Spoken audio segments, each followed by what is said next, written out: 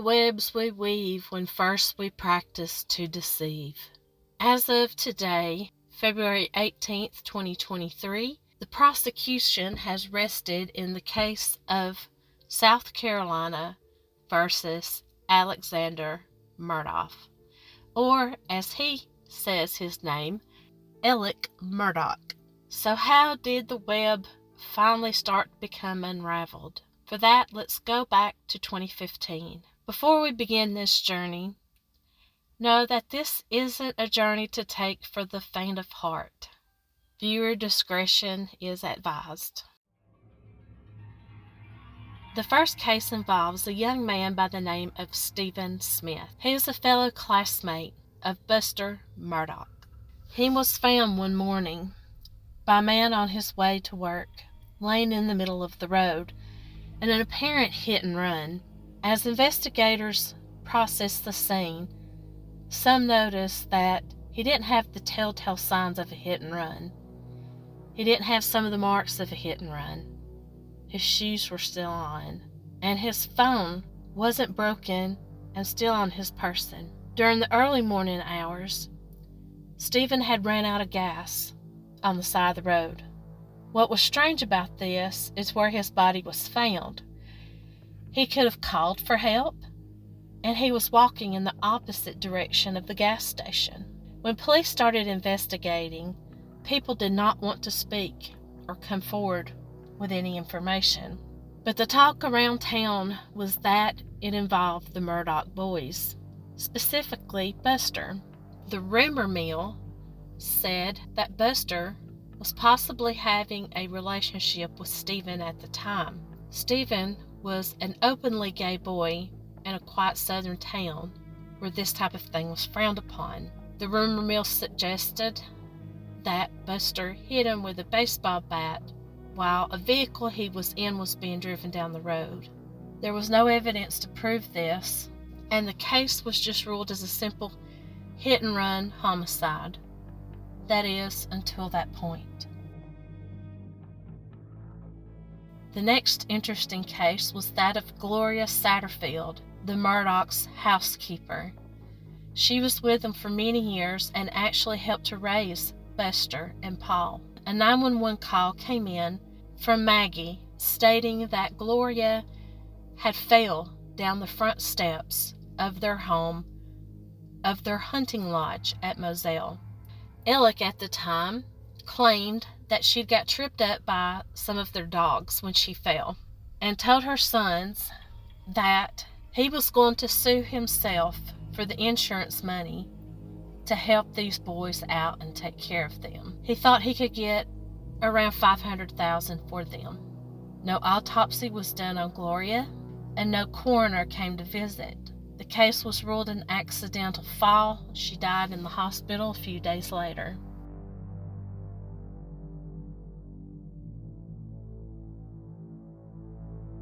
On a cold night in February, Paul Murdaugh and some of his friends decided to go on a boat ride. Paul had used his big brother Buster's ID to illegally buy alcohol. The group stopped at an oyster dive, and a couple of them decided to get some shots. It was stated that the ones who got the shots were Paul and Connor. The other young man, Anthony Cook, Connor's cousin, did not get any shots. They loaded up on the boat and took off.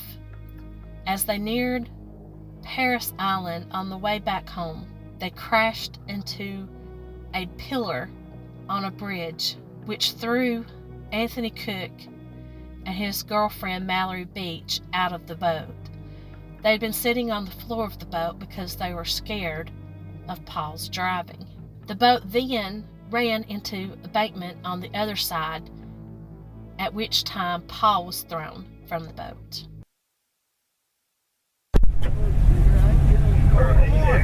Drive down. I done been in the back of one. You're not going in no company again. Get in the car. Come on. I need you. Yes, come on. You're not going. You're not in trouble. I done told you that. You're in trouble. I'll be putting you in cuffs right now. Come on. Did they find Mallory? What?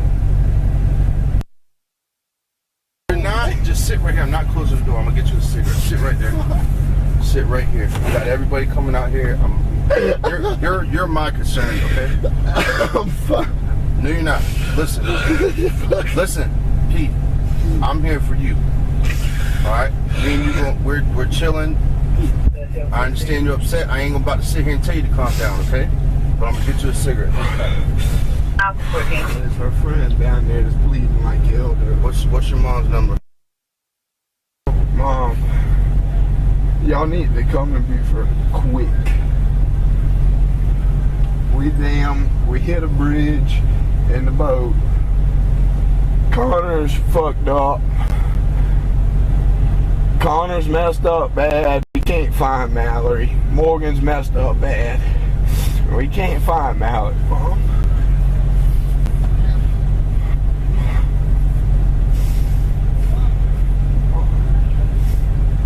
Where are we at? We're at Paris Island. Paris Island Bridge.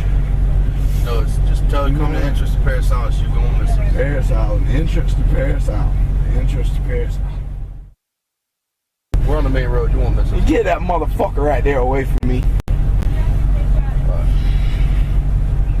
Yes, ma'am. We'll be here.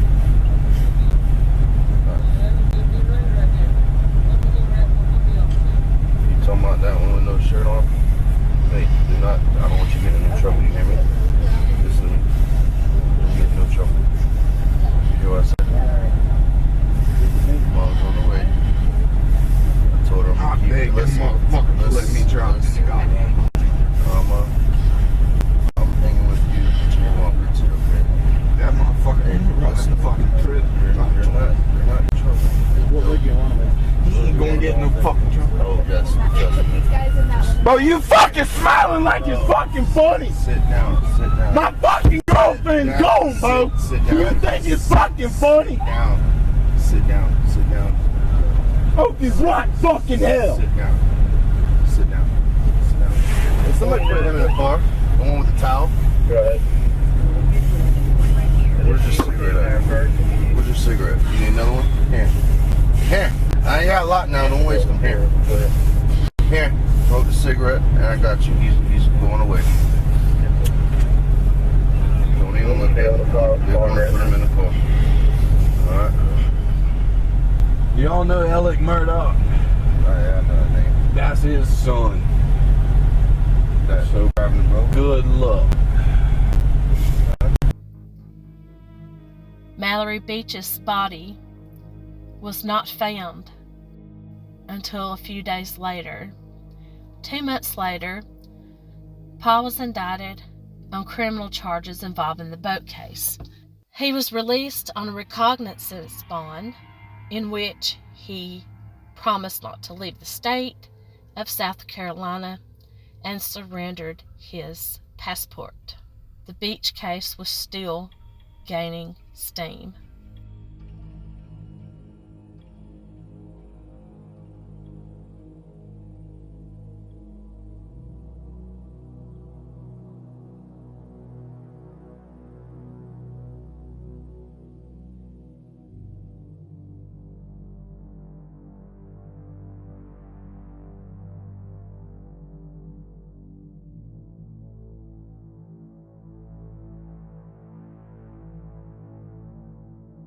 On the night of June 7th, Alec Murdaugh knew Paul was coming home to Moselle. They were going to replant some sunflowers the next day.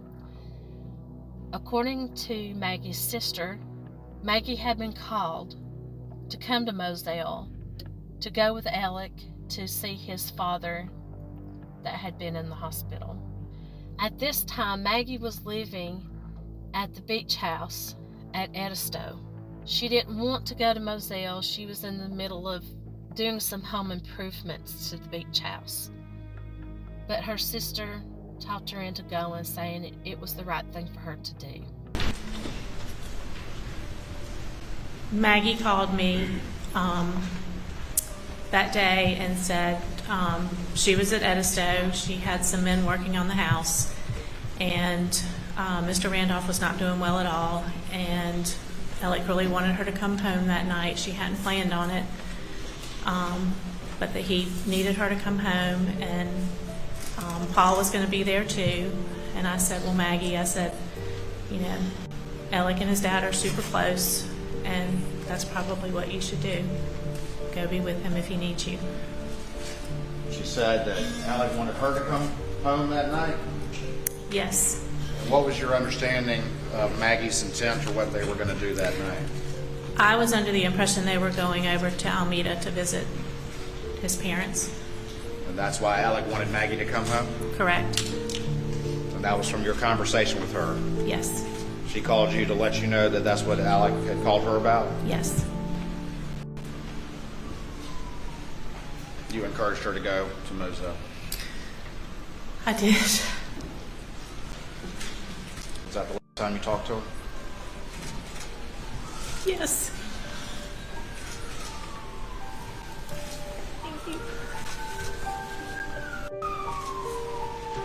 When you got to Moselle, did you see Alec, the defendant? I did.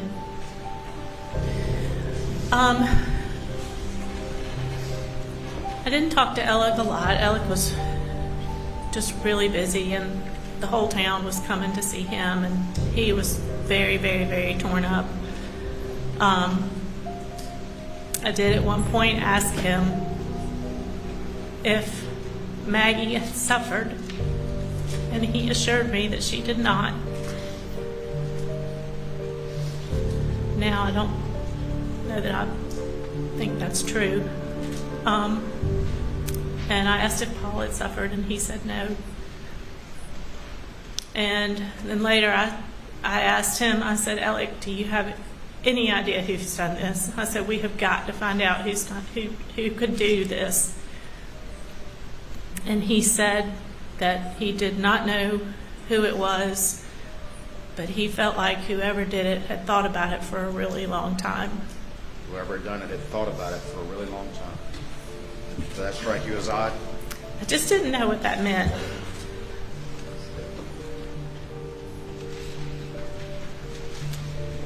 In the days and weeks following Maggie and Paul's murder, did Alec ever say anything about the boat case?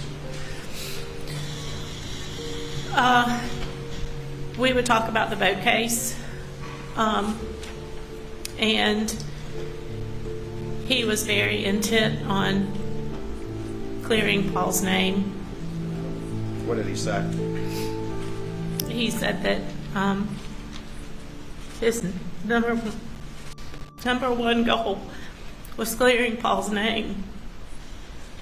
And I thought that was so strange, because my number one goal was to find out who killed my sister and Paul. But that wasn't Alec's concern, main concern? I know he must have wanted that too, but it just, I don't know how he could have thought about anything else. He talked about the boat case.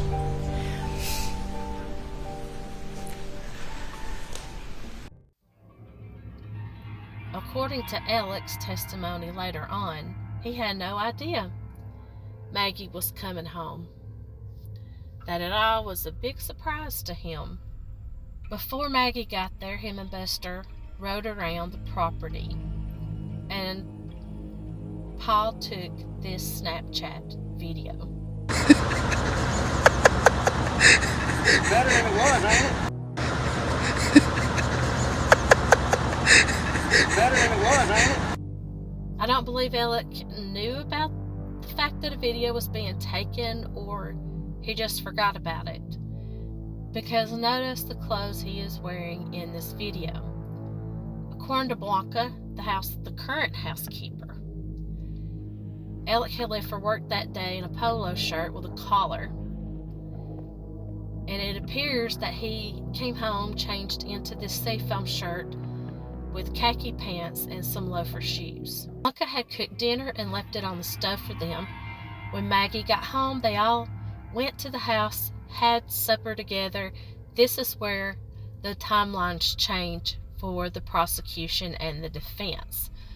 According to Alec, after supper, he took a nap, played on his phone, watched TV, and decided to go to Alameda. He called Maggie, which she didn't answer.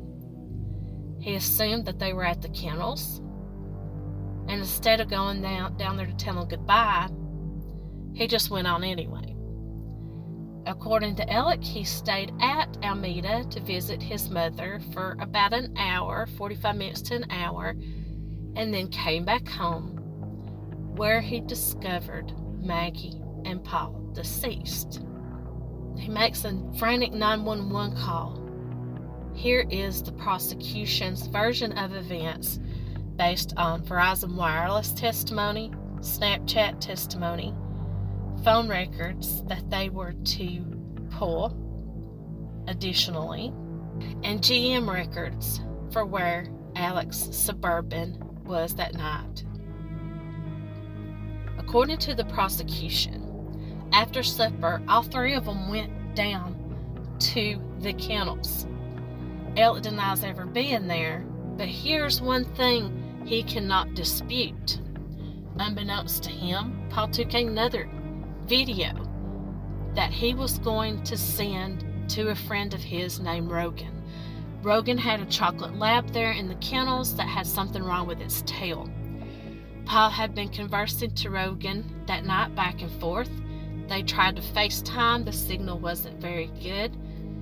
So Paul said he was going to send him a video instead. During the phone calls, Rogan testified that he could hear Alec in the background. But this particular video is so important to the case because it puts Alec at the scene of the crime a mere minutes before his wife and son were killed. Listen to this video and see if you don't hear Alec in the background along with Maggie. Get back! Get back!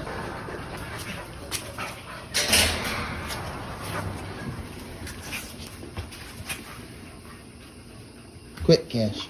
Come. Quick. It's okay. Come here. It's not bad. Come here, Cash. Shit. Come here. Post it. Cash. Hey, he's got a bird in his mouth. Hey, Bubba. It's a guinea. This is a chicken. Come here, Bubba. Come here, Cash. Come here, Bubba. Cash. Quick.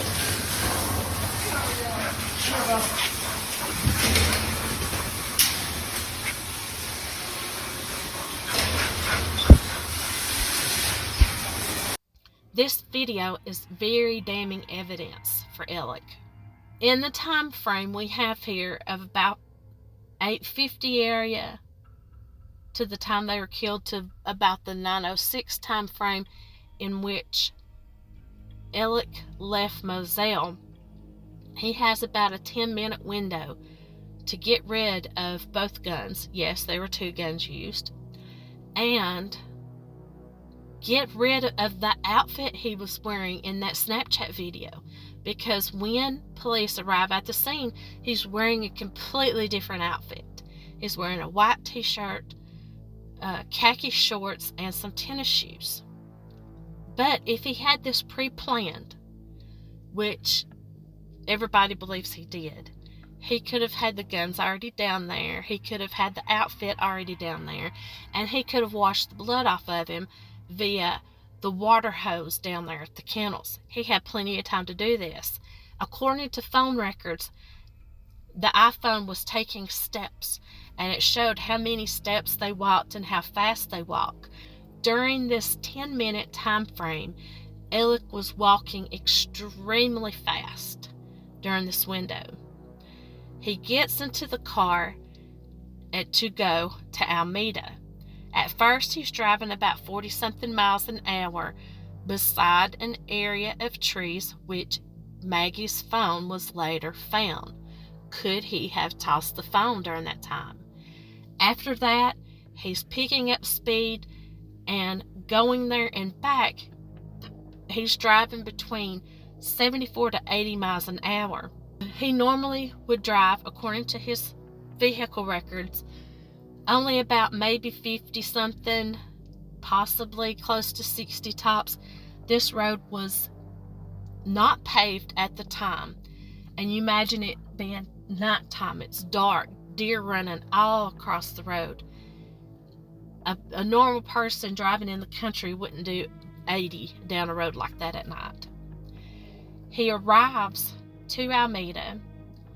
GPS shows him driving to the back of the house of Alameda, where a shed is. Could he have disposed of something there?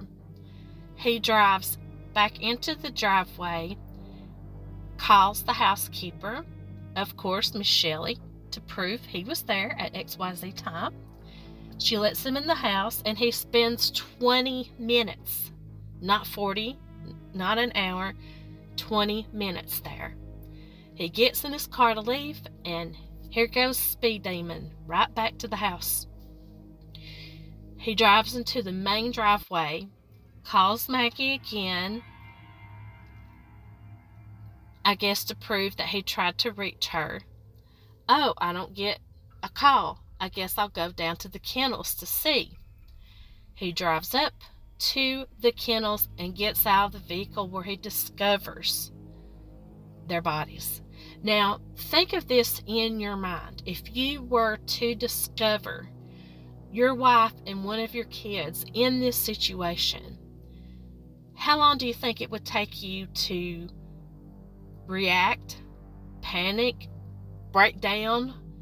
Everything, all these things you go into. And let me tell you, these were gruesome crime scenes, horrific crime scenes. How long would it take you to compose yourself to call 911?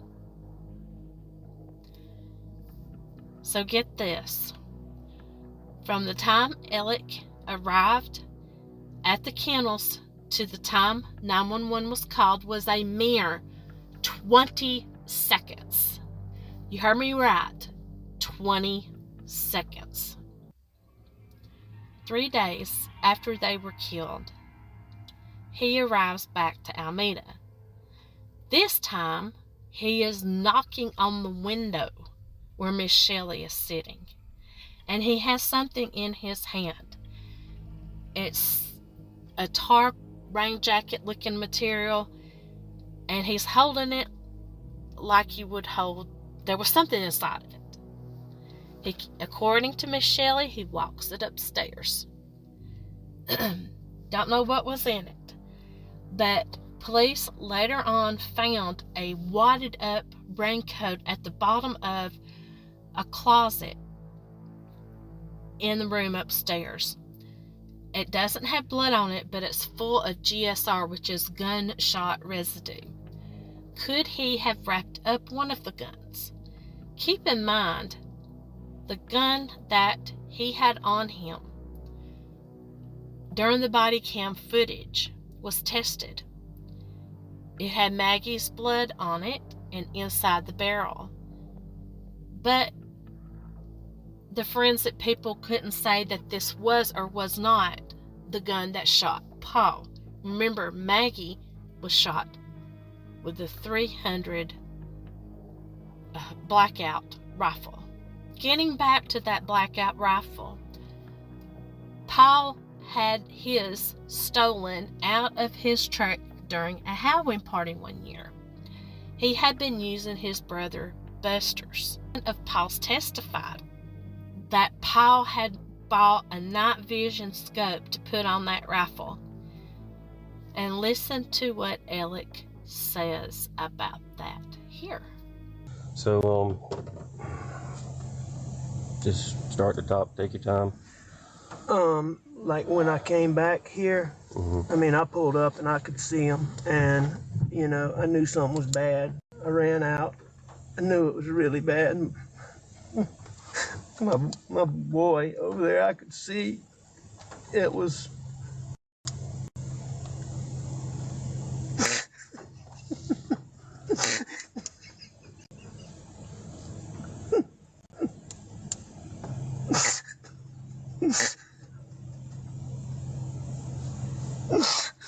Sorry. And I could see his brain on his.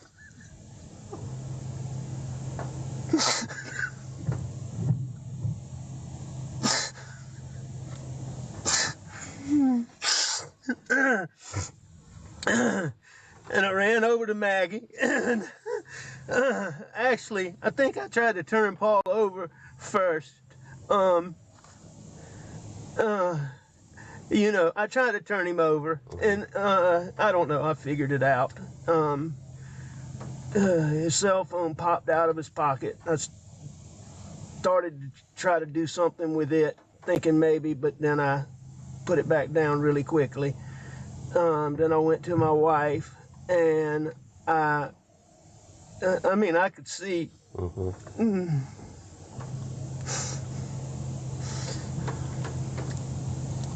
Did you touch Maggie at all? I did. I touched them both. Okay. I tried to take, I tried to do it as limited as possible, but I tried to take their pulse on both of them.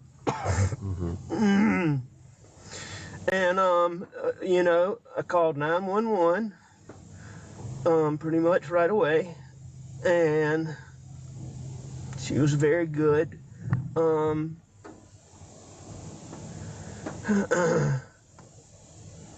I talked to her. I told her I was going to get off the phone to call some family members. I did that.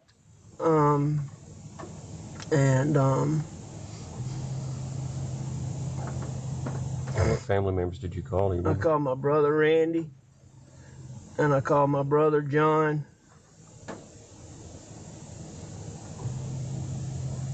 and I tried to call a little boy, real good friend that's right around the corner from here, but I didn't get him. Okay.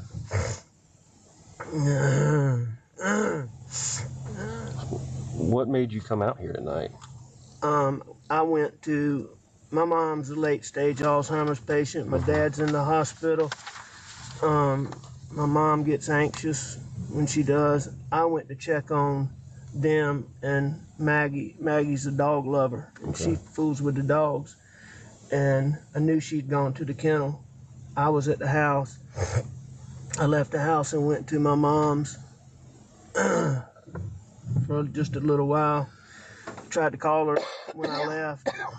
Texted her, no response.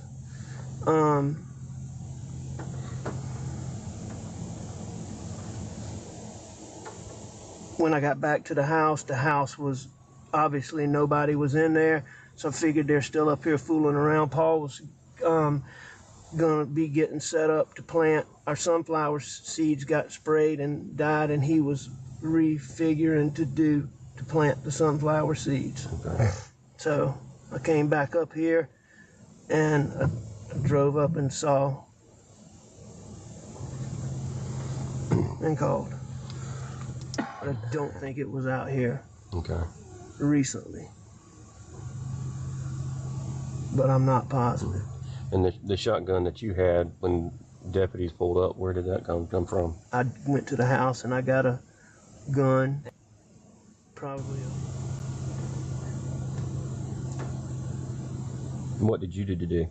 Were you at the office or? Nope, I was home. I came home. Paul and I messed around. I was up at the house. I laid down, took a nap on the couch, probably, I don't know, 25, 30 minutes. I got up, I called Maggie, didn't get an answer, and I left to go to my mom's. She had said she might ride with me, but she normally doesn't when I go over there. And I think I texted her. And she's very good about answering the phone, so that was odd, or calling me back. So that was odd, but it wasn't that big a deal. You know, What time was it? at some point we were all back at the house together.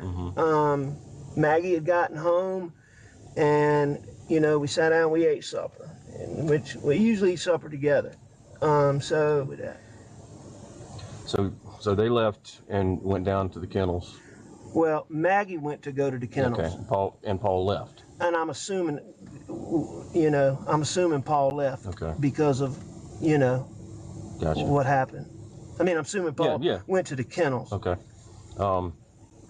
And what did you do once Maggie and Paul left? I stayed in the house. Okay. And I was watching TV, looking at my phone, and I actually fell asleep on the couch. Okay. And what time did you? You know, I don't know wake up? exactly what time I woke up, but when y'all get my phone, you know, I think one of the first things I did when I got up was call Maggie because I was going to my mom's. And I know I texted her because I checked my phone. And what time do we say the text was, Jim? It's like 9:06. I didn't see it. Yeah, I got it written down from the other night. I showed you the other night, didn't I? Yes, sir. I got this. So, you know, texted her. So I called her just before that. And, I mean, she didn't answer at that point. And I left to go to my mom's. Okay. Y'all will just have to look. I'm not sure if I called Paul. Well, or not. and that's why we're getting the phone so we can nail down the times and everything. So. All right. So where are we? All right. So then I left your my mom's and making phone calls. I left my mom's and I went back home. I got to the house. I went inside. Nobody was there. I got in the car. I went back to the kennels and, you know. And when you went back to the kennels, besides Maggie and Paul, did you see anybody, any cars? I didn't see anything right then, no, sir. Take your time. You know, I saw Maggie and I saw Paul laying down. I knew, you know, I didn't know, you know, I knew it was bad. I went over there and, you know, I saw it. Yeah. And, you know, I called 911. Okay. And what made you decide to go back to the house and get a gun? I just think the whole scene had me freaked out. Okay. Did you take your car back up there, or did you run up there? No, I drove. Okay. And of course, the shotgun that we have is the one you brought back. They were asking me earlier. I'm not sure which one it was. Just Jim. He was a really great kid. So, being a dad myself, what was the biggest issue you had with Paul? When you had to call him down and scold him or correct him, what was the biggest issue you had with Paul? You know, I mean, irresponsibility. You know, he was ADHD. He was bad about jumping from, and he had so many wonderful qualities now, but he was bad about jumping from, he'd start this, maybe not quite finish it, do something else. And, you know, you'll find out from his friends, he had clothes strung out all over the state. He did that with clothes, he did that with guns, he did that with my boats. He lost. So. He lost what? He would misplace stuff or just, you know, leave stuff behind, right? Yes, everywhere. I mean, he would go off for the weekend. Sometimes he wouldn't pack clothes because he's got clothes in somebody's house. I mean, Paul was one, he wouldn't understand how you go out, you know, you and a girl go out on a date. He liked the crowd. Shoot hogs a lot. What would he shoot hogs with? You know, I mean, primarily he would shoot them with Buster's gun. Because Paul had a 300 blackout. Okay. And it got, you know, he says it got stolen. You know, and it's been gone for some time. But anyway, so he would use his brother's blackout a lot of times. So Buster also had a 300? I gave them both one. Okay. When was that? About years ago. Okay. More than a year ago. More than a year ago. Okay. All right. So, but he would do anything. Paul had this, you know, like a little light that I used that night. Paul would take that thing up to, you know, by 308, and I mean he was always rigging something. somehow I had that presence of mind that I needed to not mess anything up. And so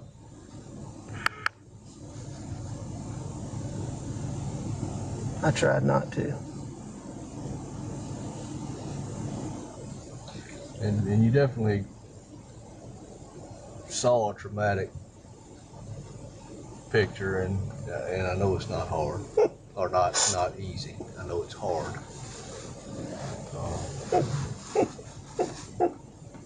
And sitting here talking today is tough.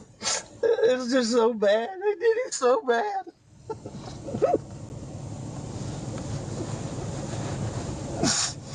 He's such a good boy, too.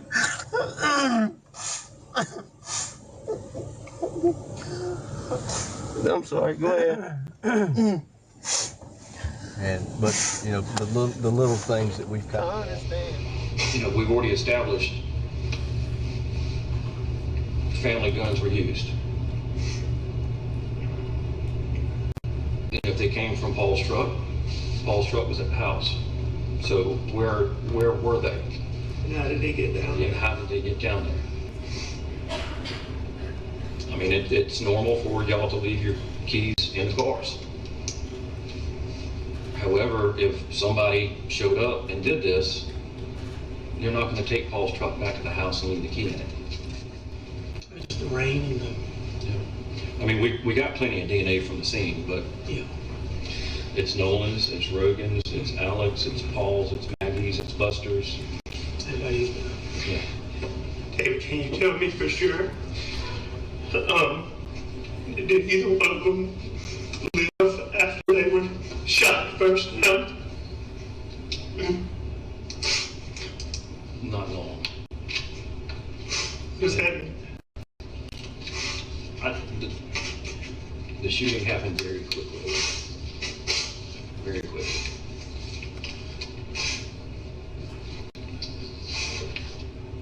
Is this one person, two persons, three persons? We got two guns. We got two different types of ammunition. It's hard to say. It is hard to say. No, neither one of them suffered very long. A matter of seconds. Yeah.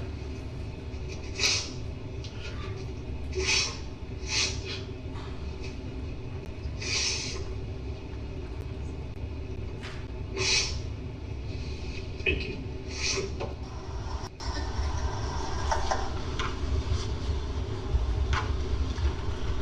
This is the Snapchat video that I'm talking about from Paul's phone. Okay. It just kind of brings back here. Okay, I tell you what. Yeah, we were laughing about that because he's laughing because I'd gone to great lengths to try to, that tree had gotten knocked over, and I'd gone to great lengths to try to get it to be upright. Okay. And Was that night? Because the friends that we talked to said it was posted that night.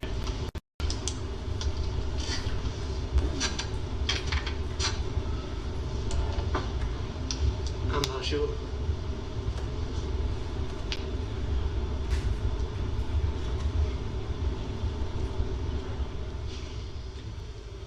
Thank you, ma'am. Yeah.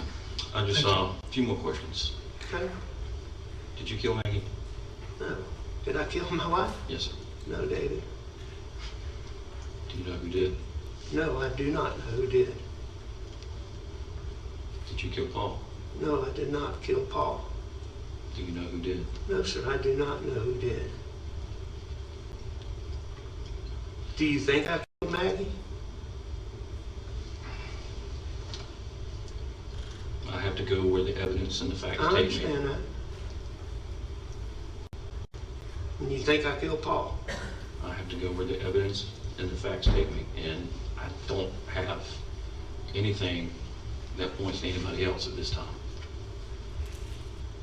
So does that mean that I am a suspect? You were still in, like I told Corey earlier, you were still in this.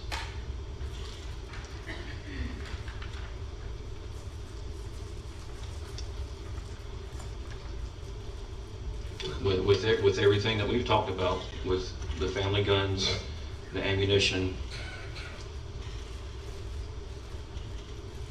Nobody else's DNA.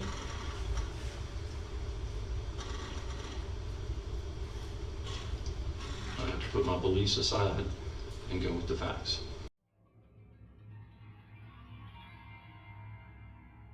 My thoughts and the thoughts of the prosecution are that Paul was inside the feed room that night, was shot by his father. He comes out to the door frame of that room and is shot again, which was the fatal shot. Maggie is running to find out what's going on.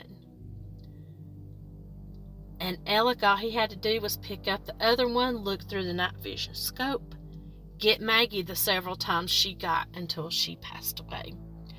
And interestingly enough, it came out in testimony that her leg had made contact with the side-by-side tire out there that night. There was a mark, like a muddy mark, that imprinted onto her leg. Did she just accidentally bump into that? Was she trying to get on the side-by-side to get away? We don't know. Another thing we don't know is her camera came on during that time somewhere. Could she have been trying to take a picture of her killer? We do not know.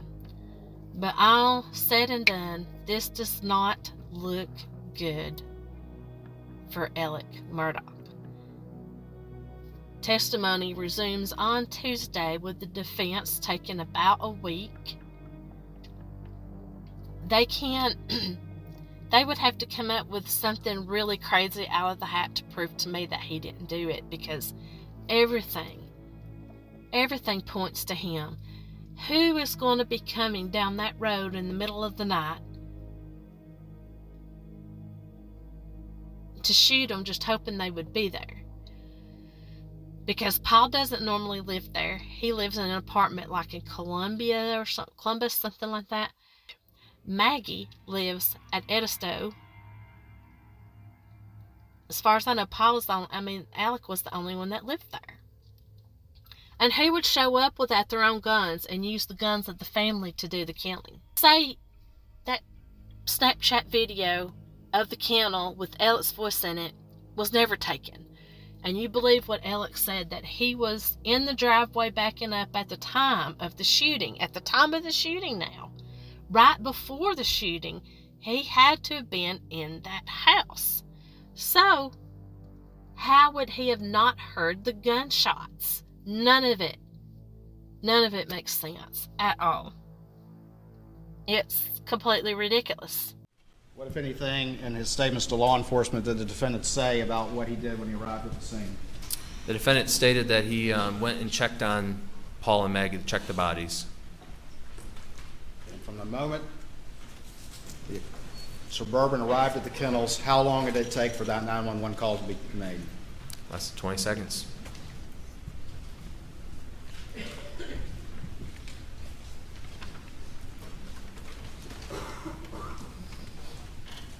The last text that hit Paul's phone again, who was it from? Rogan Gibson. And what does the defendant do just seconds later?